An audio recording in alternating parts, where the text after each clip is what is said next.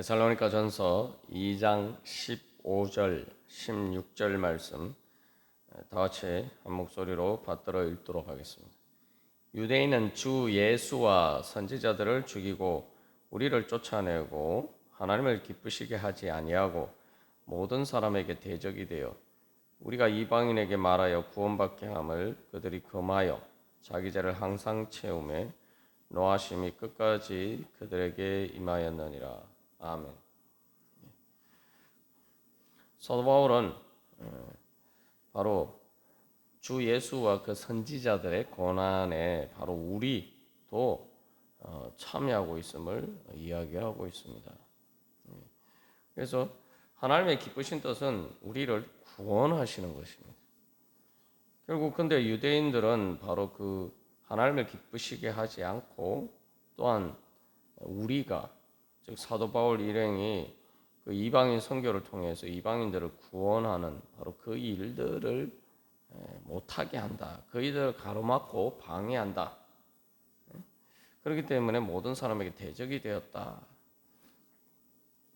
그래서 그들이 바로 우리를 바로 쫓아냈다. 그렇게 이야기하고 있습니다. 그래서 여기서 우리가 처음에 나눈 것처럼 주 예수도 선지자들도 또 우리도 그래서 우리도 바로 그러한 예수님과 선지자들과 같은 그런 자리에 있다라는 것을 이제 강조해서 표현하고 있습니다. 근데 이것은 이제 유대인의 그러한 그 바울 일행을 바울의 그런 선교를 방해하는 일에 초점을 두는 것이 아니라 바로 또한 우리도 즉 바울 일행도 사실은 하나님을 기쁘시게 하고 그리고 그래서 하나님께서 모든 사람을 구원하시고자 하시는 그 하나님의 기쁘신 뜻을 바로 바울과 그 일행들을 통해서 이루고 계심을 또한 이야기하고 있는 것이기도 합니다. 그래서 이 2장 15절에 하나님을 기쁘시게 하지 아니하고라는 말은 2장 4절에 바울의 태도와 이제 정반대되는 거죠. 바울은 복음을 위탁받아서 이방인을 구원하는 그 복음을 받아서 하나님께 받아서 바로 하나님을 기쁘시게 하려 한다. 그렇게 이야기하고 있어요. 그래서 바울은 바로 그런 하나님께서 우리를 구원하시는 그 기쁘신 뜻에 따라서 그 구원의 역사에 참여하고 있다.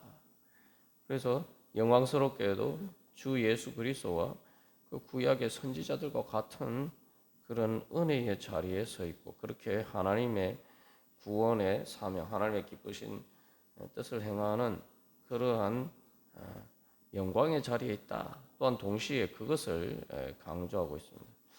그래서 우리가 나는 어떤 자리에 있느냐? 나는 정말 하나님 기쁘시게 하고 또 나도 구원받고 다른 사람을 구원하는 그런 자리에 서 있느냐?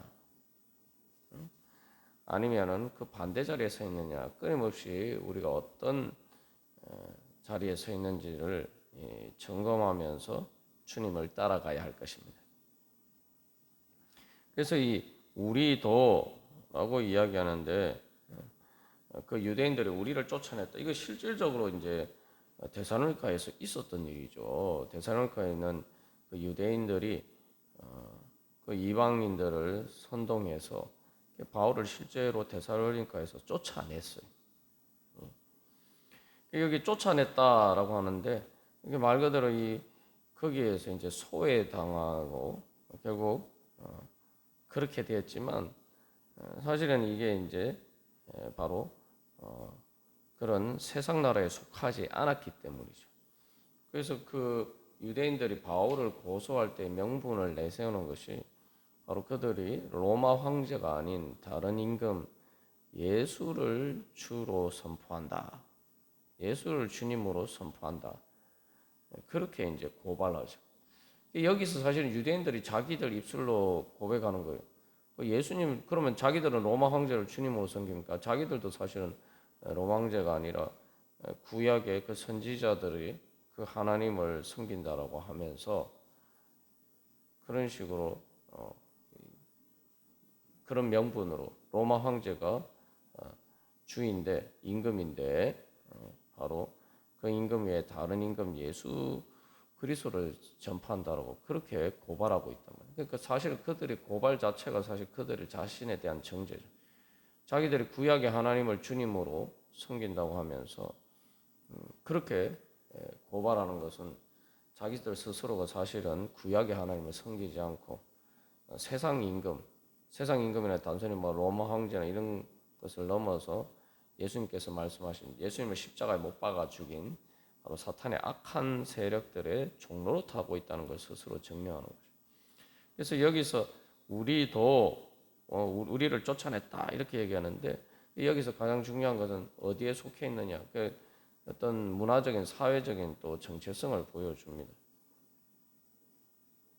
우리가 앞에서도 나눈 것처럼 데살로니가 교회 교인들이 자기 동족에게 박해를 받는 것도 마찬가지죠. 그 동족에게서 박해를 받아서 쫓아냈다 이런 게 얘기하는 거는 뭡니까?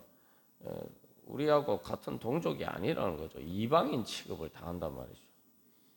예수님을 께서 다스리시는 하나님 나라의 백성이라고 이야기하기 때문이죠. 임금이 다르단 말이에요. 주님이 누군지 다르단 말이죠. 우리가 이 땅에서 사도 바울 일행뿐만 아니라 또한 우리가 이 땅에서 살아갈 때에도 바로 그런 의미에서 고난을 당하는 것은 불가피합니다. 왜냐하면은 세상적인 기준과 가치관과 세계관을 따라서 우리가 살지 않고 예수님을 주님으로 섬기고 하나님께서 살아계시고 그 하나님께서 예수님을 통해서 모든 것을 다스린다고 하신다고 할 때에 이제 우리는 생명의 성령의 법에 따라서 예수님의 법에 따라서 예수님의 말씀에 이 이야기하는 가치관과 세계관에 따라서 가야 합니다. 그러면 당연히 이제 여기서 그 세계관과 가치관이 세상적인 것과 이제 충돌이 될 때가 있죠. 그런 의미에서는 뭐 우리가 오늘날도 이러한 충돌은 피할 수가 없는 것이고 거기서 한 걸음 더 나가서 더군다나 그래서 하나님을 기쁘시게 하고 또 구원을 이루고자 하는 그런 역할을 할 때에 우리가 그런 사명을 감당할 때에도 당연히 이 세상 나라와 충돌이 될 수밖에 없어요. 여기 세상 나라라는 건 뭐 우리가 보통 이제 겉으로 드러나는 국가 권력을 반드시 의미하는 것은 아닙니다. 뭐 이때 당시에는 로마 황제 숭배를 요구하고 뭐 그런 것 자체가 이제 문제가 있었지만 사실 그 근본적인 것은 바로 그 이면에 있는 바로 하나님을 부정하는 하나님의 존재와 예수 그리스도께서 다스리심을 인정하지 않는 그러한 사탄의 악한 권세죠. 그래서 사탄의 악한 권세라고 해서 우리가 뭐 그걸 대단하게 생각하고 뭐 특별한 어떤 그런 것으로 생각할 수 있습니다만 사실 그냥 예수님을 주님으로 인정하지 않고 하나님의 살아계심을 인정하지 않고 거기에 따라 살지 않으면은 그것이 바로 세상 권세죠. 그런데 구원을 하려고 하면은 이건 뭡니까? 쉽게 말하면은 세상 나라와 원수가 되는 거죠. 그 사탄의 악한 권세의 원수가 되고 마치 모세가 이스라엘 백성들을 하나님의 뜻을 따라서 구원해내려고 할 때에 바로 그 모세와 바로가 원수가 되죠. 그러한 영적인 전쟁의 관점에서도 이제 이러한 충돌을 피할 수가 없습니다. 그래서 이제 쫓아냈다. 근데 여기 쫓아냈다는 거 이야기하는데 원래 쫓아냈다는 말에 에크라는 이 전치사를 앞에 붙여서 그 에크라는 전치사를 붙여서 더욱더 강조가 있어요. 그래서 에크라는 전치사는 영어로 하면 아웃이에요. 밖으로. 그래서 그 밖으로 쫓아냈다. 이렇게 아주 강조해서 이제 표현하고 있습니다. 실제로 예수님도 히브리서에서 이야기하던 것처럼 영문 밖으로 쫓겨나서 바로 골고다 언덕에서 십자가에 못 박히셨고 또 바울과 예수를 믿는 유대인들은 유대교 회당에서 파문이 되었죠. 유대교 회당에서 파문이 되었다는 건 사실은 유대인 공동체에서 추방됐다는 거예요. 데살로니가 교인들도 마찬가지예요. 자기 동족에게서 추방될 수밖에 없었죠. 왜냐하면 그 동족이라고 할 때 가장 중요한 것이 뭡니까? 어떤 신을 섬기느냐. 이 종교적인 그 세계관이 모든 그 문화들을 결정하는 최상의 그러한 가치관과 세계관을 형성합니다. 우리나라도 뭐 예전에 사실 이제 가장 이렇게 박해의 원인이 된 게 제사 문제였죠. 왜냐하면 그 제사라는 걸 통해서 유교적인 가치관과 세계관이 지배하는 그런 세계인데, 그래서 제사라는 게 뭡니까? 같은 가족들, 그 제사를 통해서 같은 제사를 지내는 그런 것을 통해서 하나의 가족이나 친족 공동체가 형성이 되죠. 근데 제사를 안 지낸다. 그것은 이제 바로 그렇게 되면은 당연히 거기에서 말 그대로 쫓겨나는 것처럼 자기 동족에게서 소외당하게 되는 것이죠. 그래서 겉으로 보면은 이제 그렇게 얘기하지만 사실은 이제 우리가 그런 이제 제사 문제를 통해서는 사실 구체적으로 드러나지만 결국 그것이 보여주는 건 결국은 오늘날 우리가 꼭 제사 문제가 아니더라도 내가 어떤 세계관과 가치관에 따라서 살아가느냐, 사실은 그런 문제 때문에 우리가 그런 어려움을 당할 수가 있습니다. 만약 그런데 내가 그런 어려움이 전혀 없다면은 내가 진짜 내가 예수님을 주님으로 따르는 게 맞는가? 아니면 그래서 내가 정말 그런 예수님을 정말 주님으로 따라도 전혀 어려움이 없는 그런 좋은 상황에 있어서 그런가? 아니면 내가 아예 그런 세상과 전혀 접촉하지 않는, 마치 뭐 불교에서 승려들이 절에 있는 것처럼, 아니면 뭐 산속에 뭐 기도원이나 뭐 수도원에 따로 사는 것처럼 그래서 그런가?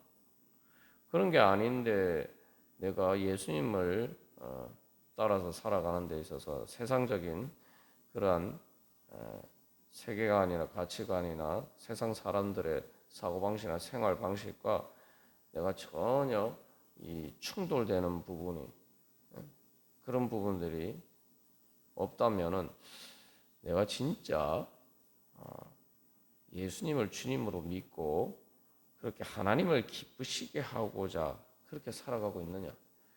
내가 정말 구원의 방주에 있느냐? 내가 정말 구원의 길을, 좁은 길을 가고 있는가? 우리 자신이 한번 점검해 봐야 됩니다. 그래서 여기서도 결국 이제 사도 바울이 이야기하는 것은, 그래서 하나님을 기쁘시게 하지 아니하고 라는 것을 이야기하는 것은 바로 그런 의미가 있어요. 내가 하나님을 기쁘시게 하고자 하면서 살아가느냐, 그래서 예수님을 따라가느냐, 아니면은 그냥 하나님을 기쁘시게 하고자 하지 않고 세상과 하나님을 기쁘시게 하는 일이 아님에도 불구하고, 하나님의 뜻을 거스름에도 불구하고 세상과 타협하면서 세상을 사람들에게 세상 사람들을 기쁘게 하면서 아첨하면서 그렇게 하나님 뜻에 합당하지 않은데도 그 비율을 맞춰가면서 살아가고 있느냐. 이런 문제들을 우리가 한번 우리 자신을 늘 비춰보고 점검해 봐야 됩니다. 그래서 예수님이 좁은 길이라고 말씀하셨고 자기를 부인하고라고 말씀하셨고, 그 자기 부인이라는 것은 단순히 내 자신뿐만 아니라 그 자기라는 것은 바로 내가 살아가는 세상의 세계관과 가치관과 또 그러한 모든 것들을 포함하는 거죠. 사실 뭐 눈에 보이는 세계가 중요한 게 아니라 내가 어떤 가치관과 세계관에서 따라서 살아가고 있느냐, 이제 그것이 이제 문제가 됩니다. 그래서 사도 바울은 자기도 우리도 쫓아냈다. 그래서 내가 정말 그래서 우리가 예수님을 믿는데 세상 사람들이 우리에 대해서 예수 믿는 것에 대해서 비난하고 또한 그럴 때에 우리가 비판을 받을 때에 정말 내가 예수님을 따라서 비판을 받는 건가? 아니면은 우리가 세상 사람들이 보기에도 합당하지 못한 하나님의 뜻에 합당하지 못한 쉽게 말하면은 세상 사람들이 보기에도 진짜 하나님이 살아계신다는 것을 믿으면은 하나님을 믿는다고 하면서 예수님을 믿는다고 하면서 어떻게 저럴 수가 있지 하는 그런 문제 때문에 우리가 비판을 받는 것인지 우리가 이런 부분도 한번 생각해 볼 필요가 있습니다. 그래서 여기서 중요한 것은 이 앞에서 이제 14절에서 동족에게서 고난을 받았다 이렇게 이야기하는데 이제 사도 바울이 15절에서는 주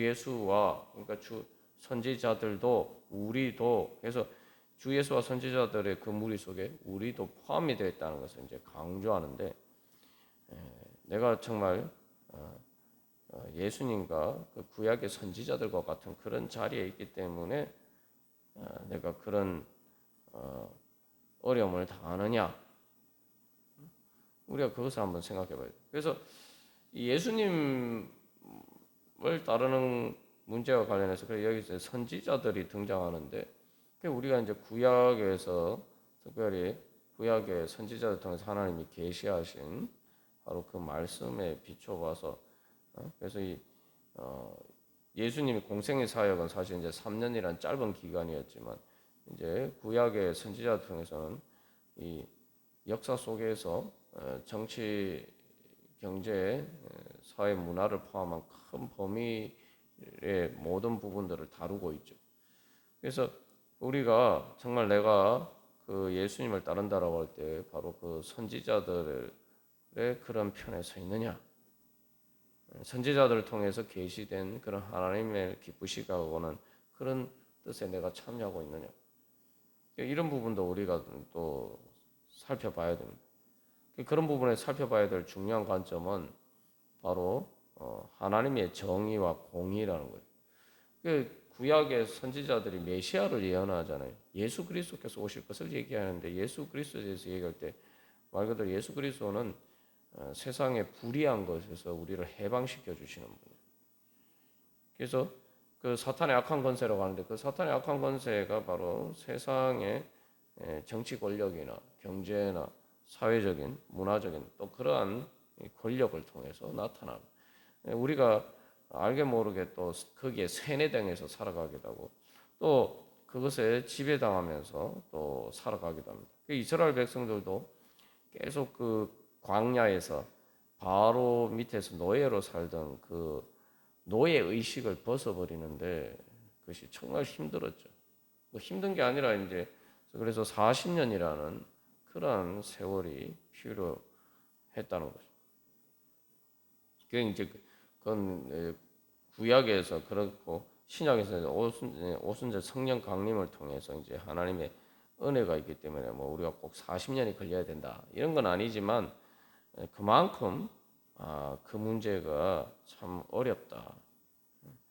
그래서 거기에서 보면 결국은 광야에서도 보면은 모세와 아론과 또 나중에 가데스 반에서 여호수아나 갈렙과 같은 사람과 이스라엘 백성들이 계속 충돌을 합니다.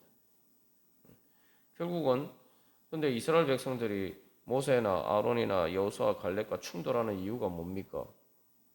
나중에 모세와 아론 그이나 여호수아 갈렙을 돌로 쳐 죽이려고 하는데 가데스 바네에서 그럴 때 이스라엘 백성들 보면은 바로에게 돌아가자. 바로의 편에 서 있단 말이에요. 우리도 그런 자리에 있지 않는가?